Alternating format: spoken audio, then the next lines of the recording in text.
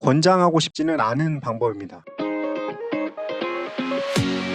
안녕하십니까. 여러분의 취업과 이직 커리어를 위해 영상을 찍고 있는 커리어의 곰돌이 아저씨입니다. 오늘은 출퇴근 방법별 장단점에 대해서 말씀을 드릴 건데요. 회사를 여러 개 다니다 보니까 출퇴근도 여러 형태를 경험을 했습니다. 도보, 자전거, 운전, 버스, 지하철, 회사 셔틀 관련해서 장단점이 어떻게 있는지 한번 말씀을 드려볼게요. 일단 도보인데요. 30분 이내여야지 가능하다고 생각을 해요. 왜냐면 여름에는 엄청 덥잖아요. 그럼 땀이 엄청 난단 말이죠. 30분 이상 걸으면 땀이 비 오듯이 쏟아져서 회사 내에 샤워 시설이 있지 않는 이상 좀 난감합니다. 그러다 보니까 도보는 30분 이내여야 가능할 거라고 생각이 되고요. 장점이라고 하면 출퇴근 시에 피로도가 거의 없죠. 그리고 언제 어느 때건 업무를 처리를 할 수가 있습니다. 회식 후에도 퇴근을 가장 빠르게 할 수 있고요. 보통은 회사 근처에서 하기 때문에. 단점은 퇴근이 가장 빠르다. 그리고 회식도 언제든지 다시 참석할 수 있다. 이 점 때문에 회사에서 야근시키고 주말 출근시키는데 거리낌이 없어져요. 그래서 온갖 군데 다 불려다니고 야근할 때는 눈치를 줍니다. 너는 집이 가깝잖아. 이런 식으로. 팁을 하나 드리자면 집이 가까우시면 진짜 가급적이면은 집 주소를 오픈하지 마세요. 제가 예전에 알고 계시던 분은 집이 굉장히 가까웠거든요. 10분 거리였는데 도보로 이사 가셨습니다. 결국 대기업이었고요. 온갖 회식에 다 불려다니다가 이건 도저히 안 되겠다 싶어가지고 이사를 하셨더라고요. 그 다음은 자전거예요. 자전거도 저는 1시간 반 거리를 이동을 했지만 솔직히 그거 별로 권장드리고 싶지 않고요. 1시간 이내 정도면 딱 좋아요. 장점으로는 체력이 굉장히 좋아지고요. 버려지는 출퇴근 시간을 모조리 다 활용할 수 있습니다. 단점으로는 씻는 게 진짜 문제예요. 뭐 비 오고 눈 오고 하면 그냥 대중교통 이용하면 되니까 그건 문제가 아닌데 씻는 거랑 옷 갈아입는 게 쉽지 않습니다. 저도 아지트를 마련한 다음부터 시작을 했거든요. 옷을 갈아입을 수 있는 아지트. 그리고 회사에는 당연히 샤워 시설이 있었고요. 그리고 또 하나의 단점은 적응 기간 중에는 진짜 집에서건 회사에서건 약간 병든 닭처럼 될 수 있습니다. 힘들어요. 그 다음으로는 자가용 출퇴근입니다. 제가 저번에 다른 영상에서 말씀드리기를 가급적이면은 차를 사지 말자 이렇게 말씀을 드렸는데 자가용 출퇴근도 장점은 있어요. 출퇴근 시간에 어느 정도 유연성이 생깁니다. 물론 이 유연성을 너무 믿으면 안 되고요. 출퇴근 시간대에는 보통 10분 차이가 도착 장소에 따라 다르겠지만 거의 한 30분까지도 차이가 나거든요. 그러니까 유연성이 있긴 한데 생각보다는 그렇게 많이 생기진 않아요. 그거는 아셔야 돼요. 그리고 단점은 매우 피곤합니다. 이거 제가 진짜 발견한 현상인데 출퇴근 시간대에요. 차들이 엄청 예민해요. 운전해보신 분들은 아실 거예요. 출퇴근 시간대에는 사람들이 여유가 없어요. 그러니까 운전도 진짜 여유가 없이 하거든요. 그러니까 매우 피곤하고요. 만약에 비슷한 장소에 살고 있는 직장 상사나 동료가 있으면 카풀을 강제로 당할 수 있습니다. 피로도가 한 곱하기 3 정도 되는 거죠. 계속 신경을 써야 되니까. 그래서 딱히 권장하고 싶지는 않은 방법입니다. 그 다음으로는 버스 지하철이 있는데 버스 지하철도 뭐 저도 한 2시간 정도까지 편도로 출퇴근을 해봤지만 종점에서 출발하면 차라리 괜찮아요. 왜냐면 높은 확률로 앉아갈 수 있으니까. 그래서 쉴 수가 있거든요. 자거나. 그리고 상당히 경제적이기도 하고. 단점은 애매한 정류장에서 타게 되는 경우에 항상 서서 가야 됩니다. 그리고 이 지방 같은 경우에는 버스가 자주 있는 게 아니기 때문에 이용하고 싶어도 이용을 못하는 경우가 꽤나 많아요. 그래서 차를 사는 경우가 꽤 많죠. 마지막으로 말씀드릴 거는 회사 셔틀입니다. 뭐 한익도 그렇고 삼성도 그렇고 셔틀을 운행을 하거든요. 이게 뭐 말하자면 긴데 가장 큰 이유는